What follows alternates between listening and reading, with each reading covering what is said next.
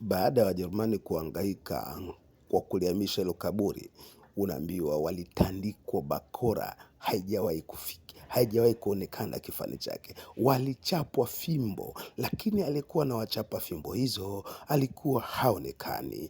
Unaambiwa kwenye shahidi la hilo kaburi, hiyo sehemu inayoonekana ambako kuna pango, hiyo sehemu ndio hatari zaidi. Maana walivyoondoka mara ya kwanza kwa kutandikwa fimbo, kwa kuchapwa, walienda wakajipanga, wakarudi tena.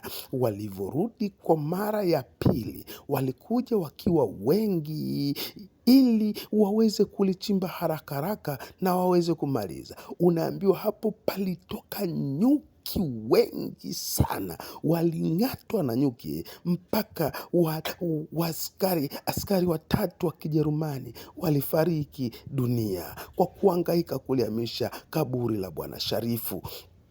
Baada ya hapo hawakukata tena tamaa, wakaenda tena wakajipanga kwa kurudi kwenye mara ya tatu kwenda mara ya nne. Walivyorudi, unaambiwa kuliibuka hewa nzito na hewa chafu ambayo ilikuwa inakaribia kukata oksijeni.